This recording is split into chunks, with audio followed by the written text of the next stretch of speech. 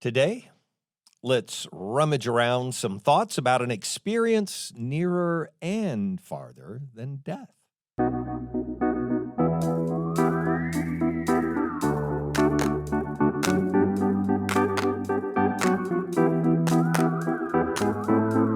Welcome to Coffee with Creamer, where you get to sit down with our host, Dr. Barry Creamer, for a conversation about faith, life, and culture.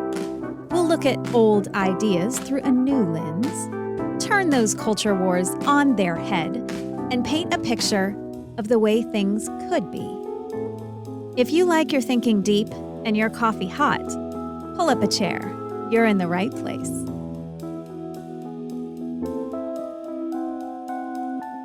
Now, let me start out explaining what we're talking about today by giving a little background about me.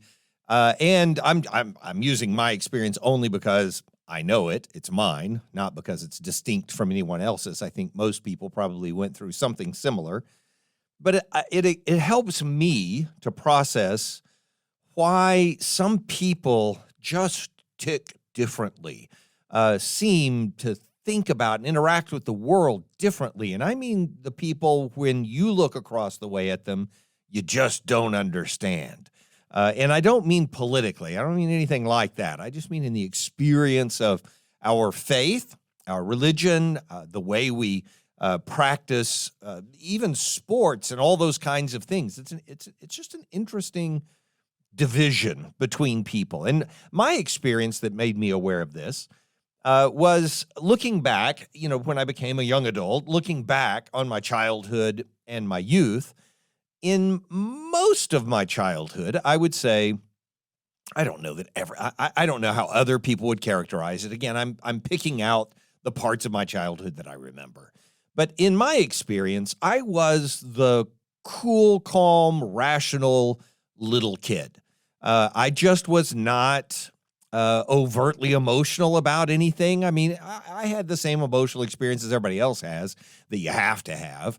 But I just wasn't governed by that. And so for me, sitting in a classroom and taking tests and things like that was joy. Every time we had standardized tests at the elementary school I attended, that was the best day of the year.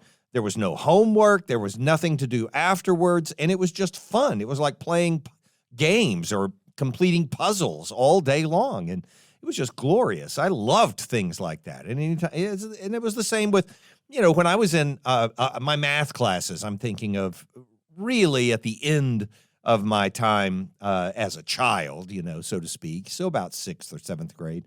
I remember sitting in a particular math class and realizing that everybody else, the teacher had left for something or another, and they were going to be gone for a while.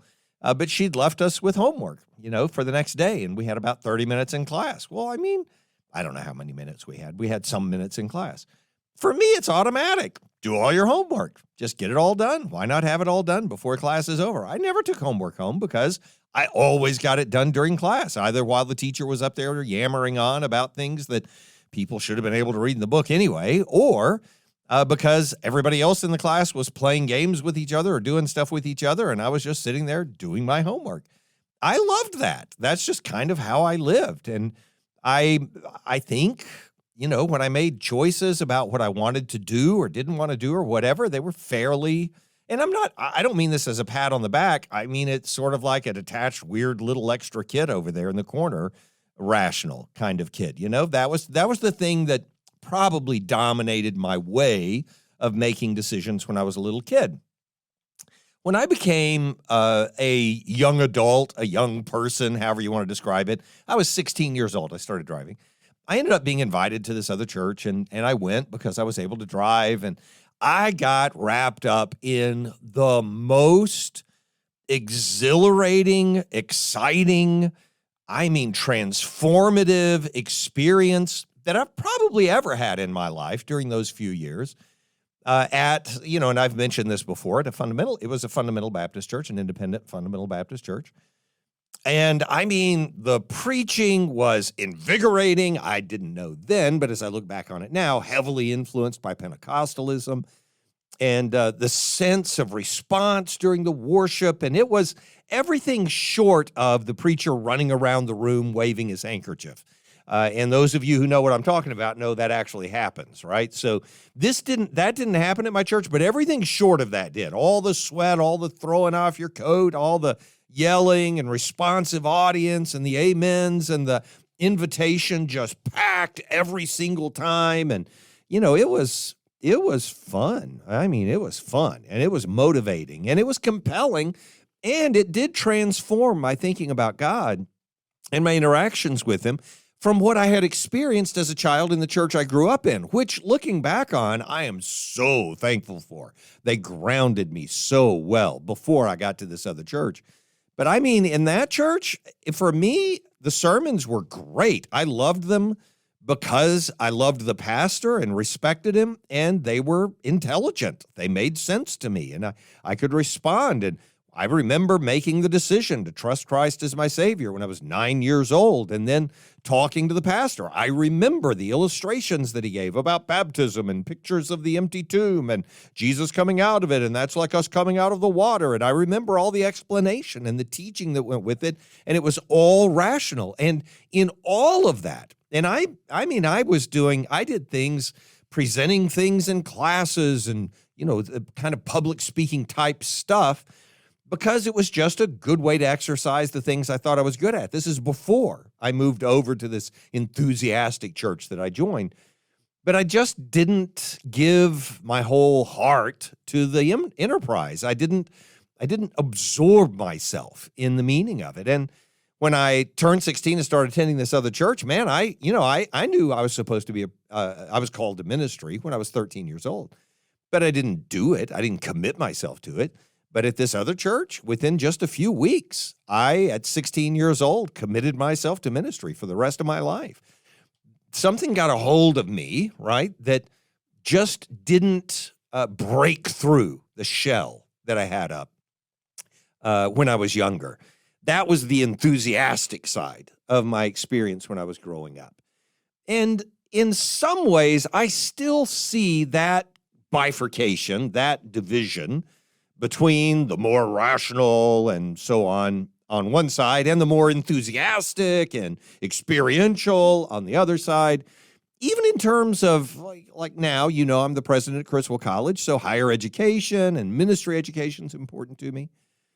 And so on one side, there's this really scholarly, approach to ministry training, theological education. A seminary is the seed bed. Literally, that's where the word seminary comes from. A seed bed for ideas and thinking about God and deep concepts of the blah, blah, blah. And on the positive side, we complement that by saying, oh, man, look what a scholarly endeavor. The greatest pastors from the early colonies were the best scholars in their entire community. So scholarship, and I think it's a really positive thing. I have nothing negative to say about it, except what everyone else negative says about it. When people look at that and they look at, going to a seminary, well, the joke, the casual common pun joke is, well, he went to cemetery, and got his, seminary. That's the joke that everyone tells because, or they will, and you can hear why, because I don't have to finish that sentence, but also the other way people will insult the scholarly approach to ministry preparation is by saying, well, he's got a lot of book learning, which is just so appropriate in so many ways. Anyway, he's got a lot of book learning, but that means basically, but he can't tie his own shoes, that kind of idea. So it's too ethereal, So scholarship's great, but it's just book learning. And then you have an approach to ministry training that's entirely applied. It is all about just getting out and doing it and getting into contexts where you can experience it. And this is true even in some higher ed institutions of ministry training, that the focus is on that. Not that they don't do the other, just like we are focused on a scholarly approach to preparing people for ministry. But we also have a really heavy emphasis on ministry experience, so people doing stuff.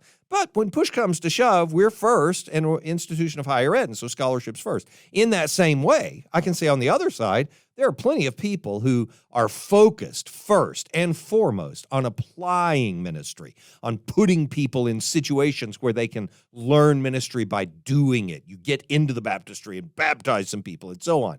And even the classroom or the chapel services are really built around the experiential enterprise and developing that aspect of the person's ability to follow in ministry and so on. So the applied focus.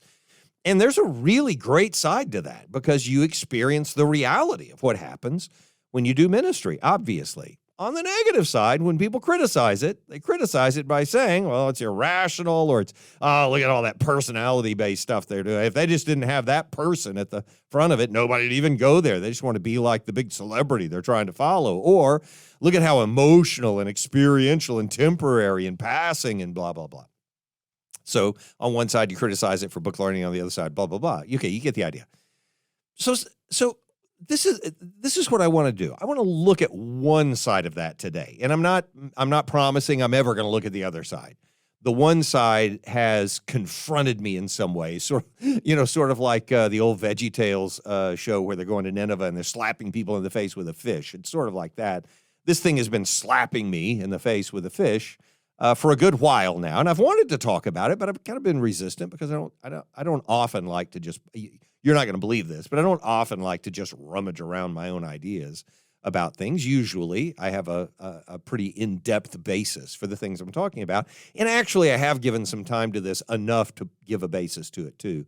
But anyway, the point is, sometimes. So let me divide it in this way to make clearer the distinction.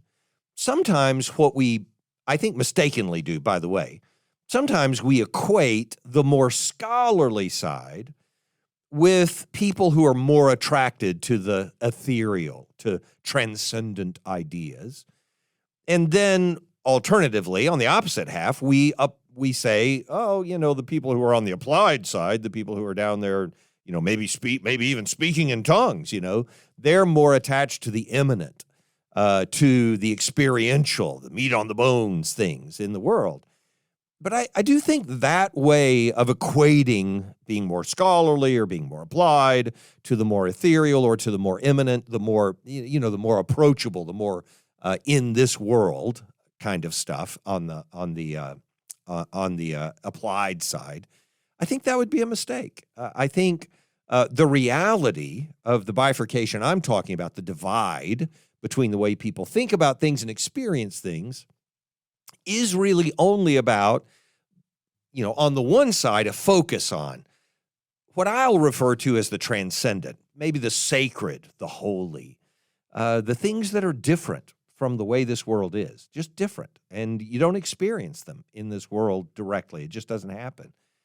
And on the other side, sort of the word mundane is sort of like an insult in the way we use it, but I don't mean it as an insult. The mundane, meaning the things that we do every day, the things that are sometimes transformative to life because we do them every day, but the things that are immanent in the theological term, the things that are just every day, the things that are, workaday kind of things. That the focus on one side or the other of that, the sacred or the mundane, the transcendent or the immanent, the holy or the everyday, I think is a better way to divide this. And there are lots of people I know who are, like me, much more committed to the practice of living out the mundane, immanent, everyday practice of even Christianity, of applying it specifically. Here's my faith. It's in the fact that I wake up every day and do the same thing. Here's my faith, the fact that I, just these regular everyday practices, that kind of thing. And ne'er or rarely to be touched by the transcendent, the holy experiences, the sacred moments that are so distinct in life. And the reason I'm bringing all of this up, the reason I want to talk about it, is because the longer I've been around the faith, and I guess, I've been a believer for 51 years now, and I've been in church and in faith for my whole life. Never had a time when I wasn't being taken to church by my family and didn't think about God or stuff like that. So the longer I've been around the faith, the more consistently I've seen the difference between a faith that's worked out exactly the same way skepticism is worked out. And it's not the same as skepticism by any stretch of the imagination. Faith is faith. And skepticism is not, so this is not even being harsh about it or critical. But there is on one side a faith that's worked out exactly the same way you would work out anything else that you commit yourself to, the same way a skepticism would be worked out. And it might be rational. That way of working it out might be intellectual, It might be practical. It might be relational. It could be any of those ways. But what you come to is just a conclusion that's based on the regular, everyday experiences of life. Yeah, my family told me that I was supposed to be a Christian, so I became a Christian. I got baptized, and I've had a commitment to Christ since then. I've heard a lot of testimonies like that, and they're very sincere and very meaningful. I'm not attacking them at all. What I want to do is look at the other half of it, though. The kind of faith that's informed by encounters with the ineffable or the holy or the inexplicable or the transcendent. And those encounters can come in so many different ways. And for those who experience those kinds of encounters regularly, I think they would point out the same kinds of things where I have experienced them in prayer or meditation or contemplation under a night sky or in the reading of Scripture, an encounter with conviction of the Holy Spirit that comes in any of those moments. But it is more than just reading the words in Scripture. It's more than just coming up with, creating, or repeating a prayer. It's more than just sitting silently and being able to clear your mind of the busyness of the day. It's in all of those contexts or any of those contexts or a different one, suddenly finding yourself overwhelmed by the awareness of God's presence or his love or his grace or his care or even his judgment. That encounter, that reality sets apart a kind of faith that some people have from the faith that they had, legitimate faith, real faith, that they had before that encounter with the transcendent. And I'm not bringing this up as a sales pitch for ecstatic experiences. That's not the goal. That's not the purpose. But there is a purpose in it of saying, sometimes I think we actually have a fence up, a wall. It's sort of like a person who's been wounded emotionally, can put up defenses and they just won't let anyone in to hurt them again, that kind of thing. There's something of that, and I don't know where it comes from. I don't know why, but I've been there. So I can talk about this because I've been this person. There are some times that we put up a wall against any possibility of getting sucked into an ecstatic experience. And we have a sense of warning against them. And some of the parts of the warning are legitimate because you can get caught up in ecstatic experiences that are not good. No doubt about that. We'll talk about that in a little bit. But the way we set up this warning, again, in my experience, it came in a couple of different forms. One of the caveats was, it's sort of like the expression, the higher the climb, the greater the fall. The higher they are, the harder the fall, that kind of expression that I've heard since I was a little kid as well. I have no idea where the expression originates. It's pretty simple to figure out, though. So I think that expression, that cliche, is perfect as a warning against the ambitious. Makes perfect sense. I mean, you're saying, don't set your sights too high, buddy, because you don't realize how hard the fall is when you try to climb that high. I mean, that's a reasonable warning. It's not a reason not to do it because, of course, things have risks. And the greater the possibilities, the greater the risks. Obviously, that goes hand in hand. And yet still, it's a reasonable warning. Well, you realize the dangers that go with that. I mean, you're going to take a long shot at this. It may not work out. Okay, fine. That's all good. But we do the same thing when we apply it to these kinds of encounters with the transcendent. We sort of describe. Well, I mean, I'll give you more details about it. I'll give you more examples, later when we're talking about it. But we sort of say to people, oh, if you base your faith on that kind of experience, it can't stay there forever. The law of diminishing returns. I heard those very terms as if it were a drug you were taking. Well, you're gonna think your faith is based on being able to have that kind of experience, and then you're not gonna have your faith anymore. I understand that fear. I've made that argument. I'm not sure it applies to this in the same way it applies to the ambition that a person has in the regular parts of life, the daily mundane experiences of life. And in my more legalistic days, again, the times when I was even more judgmental than I still am now, and wish I weren't, but I still am. Hard to get rid of all of it. Stop judging me. Anyway, the point is, in my more legalistic days, the idea that a religion, would be based on experience or passion was equivalent to the idea that religion would be very short-lived, that faith would be very temporary because you just couldn't ground a solid faith on something like that, as if it needed to be based on bread, not cake kind of idea. So, so here's the thing. Transcendence, and I'm using that to describe those. So, a thing that's transcendent you wouldn't encounter because it's not accessible to us. It's too remote. It's severed from the mundane world, the world we live in, right? And yet I'm using the word transcendence to describe these kinds of experiences because we all do this. We use the word for this to make the point that I was transported out of this mundane world and brought somehow miraculously into contact with a part of the world that I didn't know existed before. It was transcendent to my everyday experience. And so that's what I mean when I'm describing a transcendent sort of imposition on our everyday experience. And the reality is we encounter these all the time in a variety of different ways. And so I can, and what I see people do sometimes is isolate themselves from it. Like, oh, I don't want to get caught up in that. I don't want to be that emotional kind of person. I don't want to be driven by that kind of aesthetic experience or something like that. And so I'll use that as the first example of what I'm talking about. These impositions on everyday life, not having anything to do with faith. They don't have to have anything to do with faith, not directly. Experiences where transcendence sort of imposes itself on us. And I know that would mean it's imminent. I get that. Again, this is the sort of paradox of the conversation about transcendence and imminence.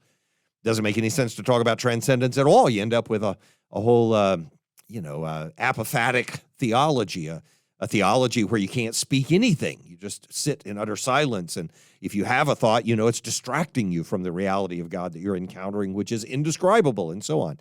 I get that, but I don't think that limitation can persist for a believer since we have a revelation of the Almighty God who is transcendent and yet chose to impose himself on the world, chose to erupt into the world. So with all that said, those eruptions come in other forms as well. There are things in life that awaken us to the reality that there's something beyond the everyday mundaneness of even a beautiful life, even a life perfectly well lived. There are these impositions on that come in the form, for instance, of art.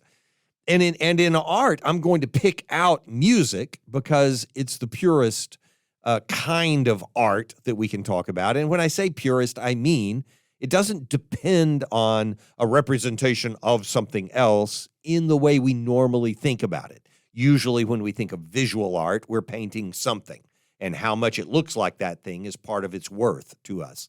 It doesn't even look like her. Well, I don't want that piece of art, that kind of stuff. So getting around all of those arguments and debates, and yeah, I know what expressionism is, and I love it, and all the blah, blah, blah.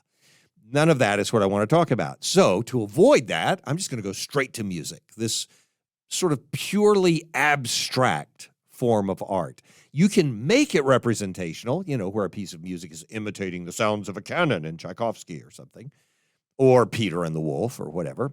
You can make it, program music where there's some script that goes along with it. But that's not the music. The music is the abstract part. And there is a beauty in music, and I know it's enculturated. I know that. That's fine. I'm not saying it's universal, that everybody likes the same kind of music or follows the same kind of, or even has the same kind of tonic scale or whatever. I'm just saying music has an abstractness to it that allows us to talk about the experience without having to figure out why it's representing this or that. And some people have sort of a naive view of music, and naive is not meant to be insulting. It's meant to say a sort of simple view of music that says, well, obviously this kind of music is joyful because it makes me feel joyful. But that's just on how you encounter it and how you respond to it. And it wouldn't make sense, by the way, if when we really want to hear a dirge, for instance, and we find a dirge to be beautiful, something written by a composer in the throes of lamentation, and yet we find it beautiful and we find it compelling and we want to experience it. Not like we want to experience death or suffering, but we want to experience somehow the beauty that emerged from this soul that had encountered those sorrows.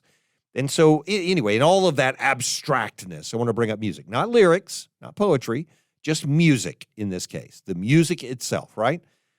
And so when you think about music, it's really hard to figure out what the meaning of music is. I've talked about this when we were on the radio for years and years. I talked about this, the meaning of music and how to understand it, because I'd written a paper on it and did a class when I was in my PhD program on musical aesthetics. I had a great professor for that, by the way, and everything. So anyway, as you think about the meaning of music, it's really hard to figure out exactly where the meaning lies, So it's not true that because you have huge intervals, pitch intervals between notes, that you have a joyful expression. It's not true that minor always indicates sorrow or something like that. I know we sort of assume those things are the case, but it's just not the case. As it turns out, if you study music long enough, you know this is not the case. So where on earth does music find its meaning? Because you don't just sit and listen to music and it's got nothing. It has no message. That's not true. When you listen to music, it says something to you. It does something to you. And it's more than sitting in a vibrating chair, and getting a massage. There's something different about what music does. It stirs things, stimulates things, turns on parts of the brain. I know the anatomical side of that from music because of a book I read not too long ago. It's fascinating, but it doesn't explain the internal, the soulish experience that we have in the presence of beautiful music. And I mean beautiful music from some hip hop down to some classical forms of music. My sons, who are, they make rock music of different kinds. They make beautiful music, and it's compelling. I'm driven to the aesthetic experience when I hear their music. And so, why is that? Where's the message in music? Where's the meaning in music? How do you explain what music does? And I don't know where all of that is, obviously. No one, I think, has a perfect explanation of what all of that is. But I will say what one part of it is. One part of it is that when you're listening to music, and this is the music that is appealing to me and aesthetic in my experience, it has intentionality to it. It's being done on purpose, and not just lightly, but it is effused with purpose. Like every note is where it's supposed to be. The rhythms are where they're supposed to be. And the genius of some music that leaves us confused about why they would have had that rhythm or why they would have changed that or why they would have ended with dissonance or, all of that stuff that we complain about is also still part of the evidence that there is purpose in everything that's happening in the music. And it's so orderly, and again, I'm not saying some music doesn't sound frenetic or chaotic. I'm saying that's part of the purpose in that music.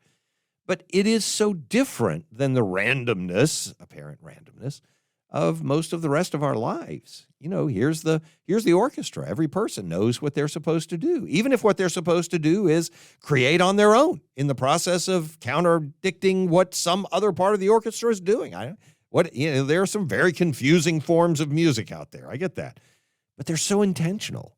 They're deliberate. They're instructive. They provide an intentionality to every part of what's going on in that piece of music. And I think the more intentional every part is, the more replete with intentionality every part of music is, the more meaningful, the more beautiful, the more attractive it is, at least in my experience of it, in my aesthetic experience in the presence of music. And so what I'm being brought to encounter is something that's different from this mundane world, something that's not like what I experience every day here. Because what I experience every day here is accidents and confusion and people who are acting against each other. And what I experience in music is something where there's literally the word harmony, where there is a melody that was intended to be communicated. And it is. And it's done in a way that says to me they're going to do, they know how to do, they've learned how to do what they're supposed to, and everything is in its place, that kind of statement. Just that statement, everything is in its place, should tell you why the encounter with transcendence can come with an encounter with beautiful music. And do I think every piece of music has to have in it somewhere a representation of the gospel? No, I mean, part of the representation of the gospel that's just inherently present in us is when we see that we had a desire to be in the presence of something that did make sense, something that was intentional, something where everything was in its place and was harmonious. That encounter with the transcendent can be beautiful. And, it's weird when you're around people. So I'm saying me. This is of me. I'm going to say this. It's weird when I'm around people who are so caught up in that kind of encounter with the transcendence of music. You know what I'm talking about? They got like the headphones on, their eyes are closed, and they're totally focused. And it's like the rest of the world ceases to exist. It's like, wow, you're weird. Why don't you join the real world? But then again, you think about it. Why not join the real world? Really? I mean, have you seen the real world? My point is that there's something in that transcendent encounter that's saying to a soul, there's a different way to be than the way the world happens to be. The world's like this, but don't you wish there was something different about it? Why do you wish that? Where does that longing come from? It's the same thing, and I'll put this, I'll keep it in the context of music, but not because it's about music, but because it's an easy example of this one. The sense of belonging that we have when we're part of a community, not just being in a society, not just functioning in an economy, just having price and wage and all those things that go with being part of a society, but I mean the sense of belonging. I'm one of you. I'm one of these people, and here's my group. Here are my people. Here's my experience with them. And an easy example of this is one that I've avoided. I don't like this one. And I'm not saying that in a good way. I'm sort of rebuffing my own nature by saying these things about it. But this is what's experienced at a lot of sporting events. But I'll pick a musical concert instead. I've only been to one. I say this. I've only been to one concert. I've been to a bunch of concerts. If you mean going to an auditorium where quartets are singing or something like that. It's a completely different experience, right? But I mean a rock concert, a concert where there's a celebrity on stage that people are just insane about, right? So when I was in, 8th, 9th, 10th, 9th grade, I think I was 15 years old, I went to a Queen concert. Whatever. Whatever you think about it. Oh, man. It was an event. I mean, it was an amazing event. And no, I did not partake. Yes, people were passing things around. But I would not have. I mean, I was that kid. This was still back in my rational days, But that experience, was unique. I didn't even care about the crowd that was around me, but I could hear the eruption of support and belonging, that went with being a part of that concert venue. And people do it all the time. I mean, the standing and the cheering and the lights going and the waving of things and whatever. And everybody's got to be a part of, what is the Taylor Swift thing? What are people called? The Swifties? Yeah, they're Swifties, or I thought it was some nation or something. Anyway, whatever they're called, to be a part of that is just, there's a sense of belonging that goes with it.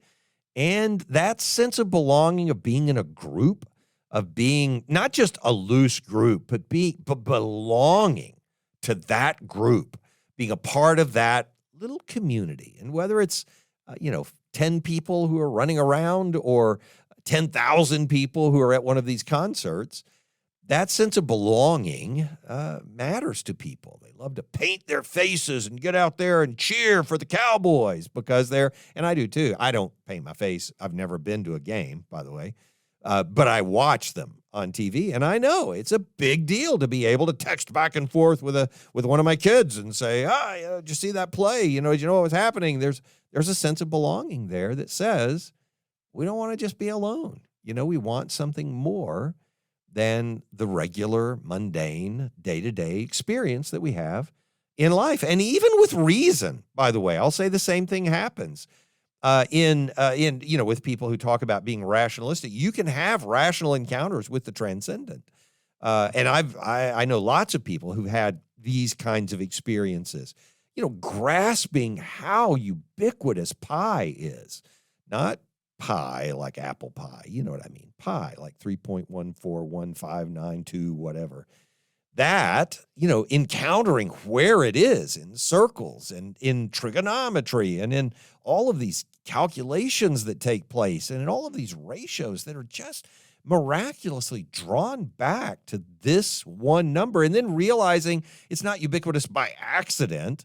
It's not like some random constant that happens to keep showing up, but how it fits together, or how imaginary numbers can actually be useful, or how limits can bring solutions to impossible problems in calculus, or any of those things. When you encounter those things, there is something beautiful about it. That's different. That's on the artistic side. That's the aesthetic experience. But I mean literally in terms of reason. In fact, we have one listener who wrote a book on some of this, on some of these encounters with rational realities that sort of confront you with something transcendent, that make you realize there's something better in the universe, that there's something better outside of the universe, is what I really mean to say. When you encounter that, even just purely rationally in terms of math, you say, there's something too great about this to be contained in engineering. And that's not an insult to engineering. Engineering is incredibly powerful, applied math and all the other stuff that goes with it. I'm just saying that encounter with the transcendent can come even from something as rational as math or philosophy, my encounter with the categorical imperative, or the ontological argument. After years of rummaging around in the ontological argument, trying to figure it out, we'll have to talk about it another day. I think we have talked about it on an episode before. I mean, when you are confronted by it, by the reality of it, and by the inescapable nature of it, it does bring you to your knees to say, oh, my soul. It's as if God really does pull back the curtain sometimes and say, you're not down there alone. I've given you plenty of room to see the truth about me. The same thing with, and by the way, it's not that you're having an aesthetic experience in those moments, because the aesthetic experience is where we normally encounter the transcendent in art and things like that. It feels, when we have these rational encounters, also like being in the presence of a great work of art. So we will, sort of dumb it down, so to speak. I think it's just painting with too broad a stroke is really all that amounts to, by describing it as an aesthetic, rational experience. But it's not aesthetic. It is an experience with something more eternal, something, that's the right way to say it, even though eternal is an absolute term. Something more eternal than the things we normally encounter day to day. And again, I've had friends who I think were, they were resistant to this idea. So I'll give you a different analogy to get to the point here, to draw toward the conclusion. I mean, all the time, we always do this when we're playing a sport. So I played racquetball and volleyball when I was young, a lot. And I would play with people who were a lot better athletes than I was. And I've just never been a great athlete. I love to play and I can do some things. I'm not like being facing here, just saying. They were a lot better than I was. They played high school sports. Some of them played college sports, and they were just tremendous at it. And when they would play somebody who was less qualified than they were, me, they would play down to my level. And they were so insulted when I would say that they were doing that. They would be like, no, I play at the same level all the time. But that's never true. We always play to the level of our competition, because when you have to play at your dead level best, you're taking risks and you're trying things that might not have worked otherwise, and you miss some shots that you had to hit right on the line, things like that you would never do if you were playing somebody, and you would dominate somebody by staying in the safe zone and playing where you can make the shot and you don't need to take those risks. And so when you're playing someone at your level of competition, you play safe. And it is kind of boring, those of us who've played somebody who's not as good at some sport, even if it's just because they don't have as much experience, there's just not the same challenge. You don't have to try as hard. And when you're playing somebody better than you, there's a huge risk of embarrassment or worse, whatever. Injury is the worst that I have in mind. But it's also an adventure, And I remember when the Cowboys were, I don't know, I think they were 0-8. Oh, they were 0-8 at this point in the season. I remember I made a note for myself here. Then when they played the Redskins in 1989, we were 0-8. This was the first year of Jimmy Johnson and Jerry Jones taking ownership of the Cowboys and all that. And in the second matchup between the Cowboys and the Redskins, I remember the Cowboys came out just slinging everything. They were just they didn't care if they were taking a risk. They were 0-8. And the Redskins were having a decent season. They weren't having, I don't think it was a winning season, but they were close to a winning season. And the Cowboys beat them. They spanked them because they just took every risk. They got out there and just tried it. And that's the point I want to make, that being pushed over the edge of what we're used to or comfortable with in that way. An 0-8 team going to face somebody who's dominated them earlier in the season already. And yet take the risks, jump out there, climb the ladder, see what happens. Yeah, you might fall, but where you are right now probably isn't good enough. That's what I'm talking about in the sports, analogy that I was giving. Well, in Scripture, think about how many times, how important it is when experience pushes us up to or over the edge of the mundaneness that we're used to. Jacob's ladder at Bethel, or wrestling with the angel at Peniel, or Moses at the burning bush, or forget those kinds of experiences, just David's times when he's praying or singing, writing psalms in a cot somewhere in the wilderness. Jeremiah trapped in a pit, producing a lamentation.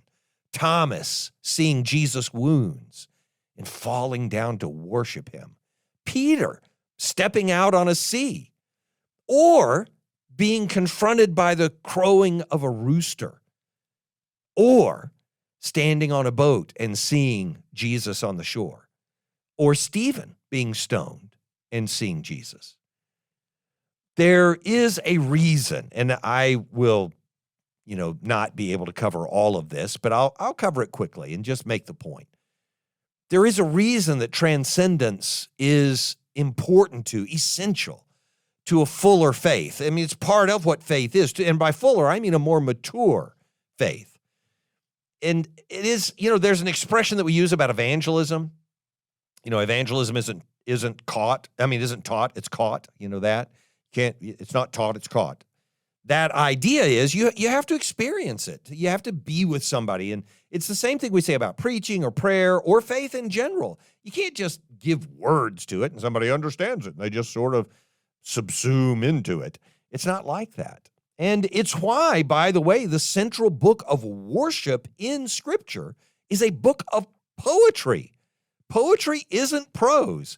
You can never, and I love analyzing poetry and explaining it to people, but you cannot, in the explanation, capture what makes the poem a poem, because it is the poem itself and its beauty, the aesthetic experience of encountering not just the message, but actually the words themselves in the way they're given, the song of those words, and the way they interact with your soul.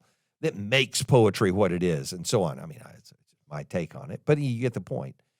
And so what I think we're doing sometimes by avoiding having more transcendent experiences of any kind is robbing ourselves of encounters with God. And there are a couple of ways that we do that. I mean, one of the ways is if we just settle for the instantiations of transcendence like I've been talking about them. You know, it's like somebody pursuing sex but not intimacy, or somebody choosing intoxication, because you can certainly have a transcendent experience through intoxication, but choosing that over the ineffability of actually encountering God, or choosing hallucinations over an actual vision, or having, choosing pain instead of the purpose that should be associated with the suffering that we go through. I mean, it's like a trope in movies now when people are seeking abuse or seeing pain as a sense of still being alive, and there's lots of language that's associated with that. And in reality, the Lise Meitner, I've given a quotation from her before, the physicist who helped with the development of the atomic bomb and so on. Not good, bad, or indifferent. That's just who she is. She's that prominent a physicist, who said life need not be easy. She was a Jewish physicist, went through with her family and everybody else, the meaning of the Holocaust. Life need not be easy, provided only that it is not empty. The suffering part, the not easy part, is not what makes it full. It's the purpose part that makes it full. That's the encounter that matters. It is, so one way that we rob ourselves of encounters with God is by just settling for the transcendence that we've encountered in the world, thinking that music is enough, thinking that art is enough, thinking that sex is enough, thinking that drugs are enough, thinking that whatever it is enough. And again, I'm not even insulting those things, even though obviously some of them are self-destructive in one way or another. I'm simply saying people encounter transcendence in 100 different ways in the world. And yet the reality of that transcendence and what it should what it should draw us to is beyond even that, even those encounters in this world. So that's one way. And the other way we rob ourselves of encounters with God is by rejecting or avoiding all of those divergent forms of transcendence that we encounter in this world. We like for things to be comprehensible. We like for things to be comprehended by us. But that's the last thing in the world we need, when what we really need is to encounter a God who can't be comprehended by us. So that's my invitation. My invitation and my reminder to myself is to welcome when God pushes us over the edge of the plateau where we were so comfortable. And it may take finding yourself or losing yourself in a situation you can't contain or explain for you to encounter the God you can't contain or explain either. When our life takes us here, may our faith take us there.